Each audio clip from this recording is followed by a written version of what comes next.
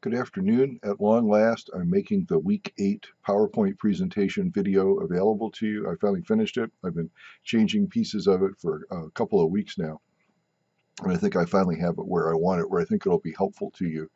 This particular slideshow starts with the Bobby Ann Mason short story Shiloh, and then it continues into the two John Cheever stories that we have, the 548, which is posted only to Blackboard, it's not in your textbook, and then the Swimmer, which is in your textbook. So we'll start with Bobby Ann Mason and her story. Here's a contemporary picture of Bobby Ann Mason. As you can see, she was born in 1940. She's from Kentucky, from a small farming community near Paducah, and that's where she lived for a number of years. If you read a lot of her stories, you'll see that Paducah Community College figures in it, and I believe it figures in Shiloh as well.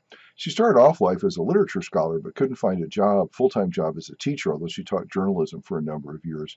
And she wrote for magazines, wrote for newspapers, also managed to get a PhD. And she wrote a really interesting study that some of you may have heard of, or at least maybe heard of the people she wrote about, and that is girl detective stories, the kind of stuff Nancy Drew.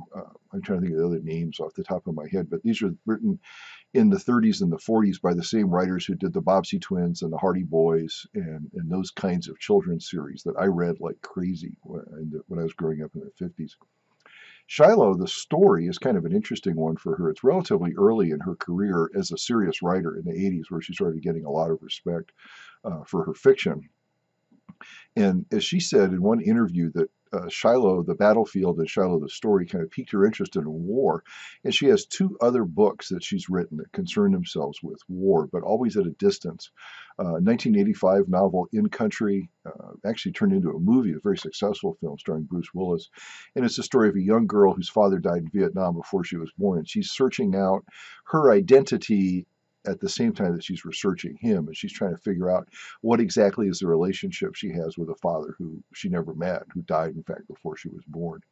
Her most recent novel, published last year, is a book called The Girl in the Blue Beret, and it's about a World War II bomber pilot who's shot down in France in 1944, is captured, returned at the end of the war, and lives in the United States, but then goes back in 1980 to revisit the scenes of his youth and to perhaps recapture some aspect of himself that he's lost. I happen to like her writing a lot. She's very straightforward, very simple by and large, but usually deals with some fairly complex themes. In Country is actually a wonderful book and well worth reading. If you decide that you like Mason, I would recommend that you go there next. This is a map for the National Park Service of the Shiloh battlefield. You can see the visitor center, which Norma Jean and Leroy visit, and you can see the National Cemetery up here at the upper right-hand corner. And this is where, when they're visiting, they seem to spend most of their time. The story does suggest that they drive through portions of the battlefield, but where exactly they go, I don't know. I'll show you some pictures of what the battlefield looks like. I don't know whether they went on this long road that the Park Service lays out.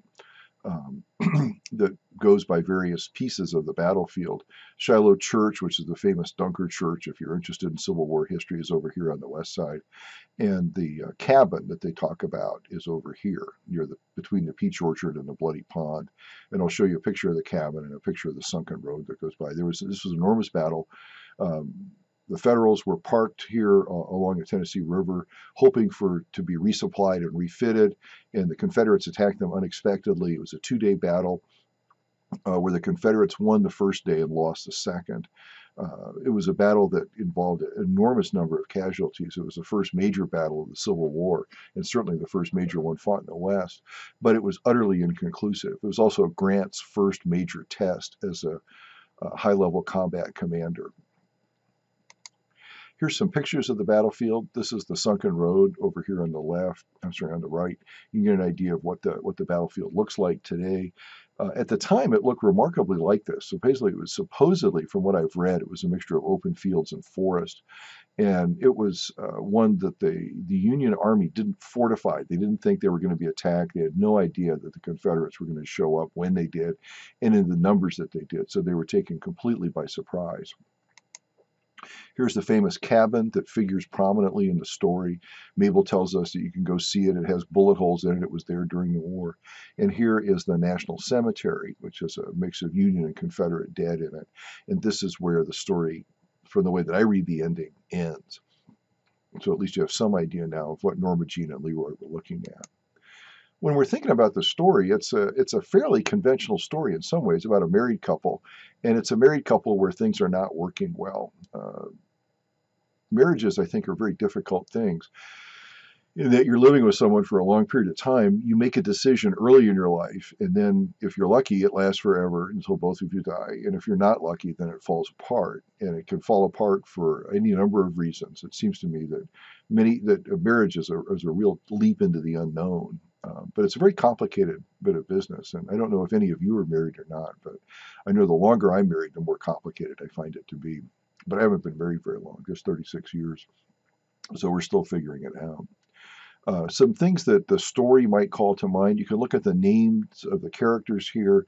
Norma Jean, named after Marilyn Monroe. That's Mabel's doing, and you're wondering what exactly did Mabel have in mind by naming her daughter after Marilyn Monroe, who at the time that Norma Jean was born was probably pretty famous as an actress.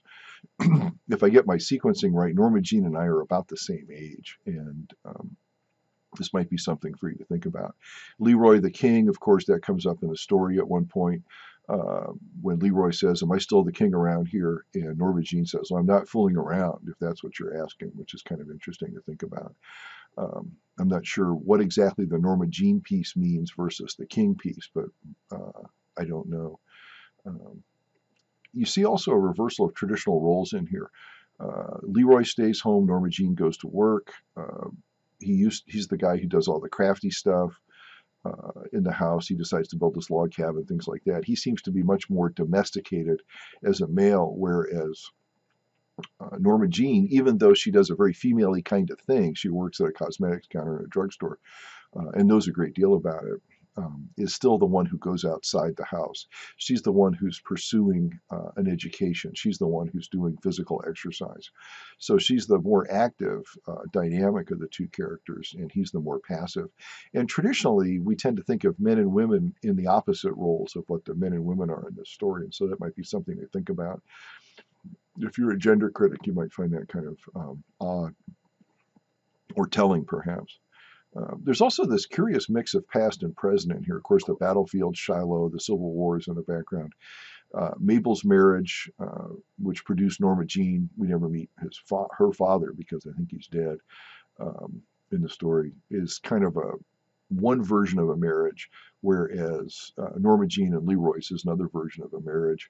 And so you've got sort of past and present mixed up in there. And there's that wonderful paragraph where Leroy's standing at the battlefield and he suddenly puts this linkage together from the Civil War battlefield to his current marriage. And as he says, "I know I'm leaving a lot out," but he still connects all these dots into some kind of historic continuum where he sees Norma Jean himself at one end of a long series of events that have led them to this particular point. He's very aware of that, but he's not quite sure what to do with it. And I'm not sure if that's because Leroy has limited intelligence or limited ability to be introspective or what. Or maybe he's just utterly flummoxed by so many things, like many of us are. Another thing to think about in here is the settings in the stories. That the place where Norma Jean and Leroy live is a suburb, and it's rapidly growing. It's as they move around, there's more and more stores and houses and buildings and things that weren't there before. So you get this transition, which is something Mason's always interested in, between rural society and whatever we have now, a more civilized or a more built-up civilization. And that rapid change is dislocating, and certainly Norma Jean and Leroy are part of that dislocation, that their own internal marriage dislocation seems to be reflective of this larger dislocation that's happening outside. I've already mentioned the Civil War a little bit in terms of how inconclusive the Battle of Shiloh is, and I'll get back to that here in a minute. But if you're a historical critic, and I think I have this as one of the questions on the discussion board, what the role of the Battle of Shiloh is and how it prefigures the relationship in this story is really kind of an interesting one. Log cabins, of course, have a tremendous amount of importance to Mabel and to Leroy, less so to Norma Jean. Leroy even goes so far as to buy a bunch of Lincoln logs and create a little log cabin out of it to practice, which seems like a fool's errand to me. Mabel is an interesting character, and I'm not quite sure what to do with her either. You may have some more ideas. than I do. She's the one who's always in and out of their house. She brings them things that they don't really need, but they can't seem to turn away. She's the one who catches Norma Jean smoking, and Norma Jean says at one point, "I feel like I'm 18 again," because her mother's on her case, and Leroy's with her constantly, and she really can't stand that kind of closeness. And Mabel is always trying to get them to go to Shiloh, but it's almost like she's trying to relive her own honeymoon. And you wonder, was Mabel's marriage as unhappy as Norma Jean and Leroy's has been? Or could it have been a very happy one? And she's hoping that the same kind of thing that worked in her marriage might be working in theirs. I have no idea, but it's up to you to see if you're interested in that kind of thing, if you want to explore them. Finally, I want to mention just this idea of the ambiguity at the ending. Norma Jean says, "I want to leave you." She doesn't say, "I am leaving you," or "this is all over," or "we're done." Instead, it seems almost tentative. We don't know if she's really going to do this or not, especially when a couple of sentences later, she's walked away from him. She turns to him and she does something. Leroy says it looks a little bit like she's doing exercises for her chest muscles, but he asks this question, is she beckoning to him? And so you wonder if at this point, the two of them might reconcile or they might not. But one of the neat things I think about the story is it's left up in the air, that we really don't know what's going to happen next. We don't know if Norma Jean and Leroy are going to stay together or they're going to break apart. Something else to consider, and I forgot to mention this, is this difficulty they have. They have a dead child, one that was conceived out of wedlock, was conceived before they were married, and it dies shortly after it's born. So Leroy and Norma Jean have a tremendously difficult history between them, that they dated in high school and apparently went too far, and this is a result of it. So you wonder whether there's a real love match ever in the story, or this is just what happened, is that she succumbs to him, Norma Jean gets pregnant, they have a child, things don't work out, and here we are. And Leroy can't really remember the child at all. It's something that's kind of fuzzy and distant in his head. And it's another very sad aspect to the story. But lots to think about in the story. A very simple story on the one hand, like the other two stories we're going to look at this week, but again, very complex. Okay, we'll switch to John Cheever now. This is a picture of him relatively late in his life. He died in 1982 at the age of 70, pardon me. And so this is a picture from, I want to say about late 1975 or so. Okay, here's another picture a little bit earlier of Cheever in his study. He was a very famous writer in his own time. He also had some issues, and I should just mention them briefly. Our textbook mentions them in the introductory material, that he was a closeted homosexual. Although he's married and had children, his children are writers now, very interesting writers in their own right, especially his daughter Susan.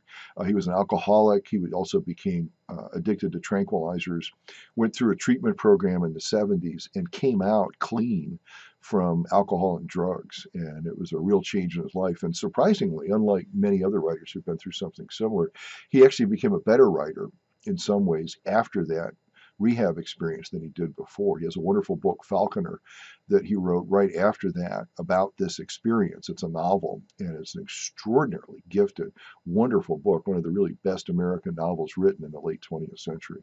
Well worth reading.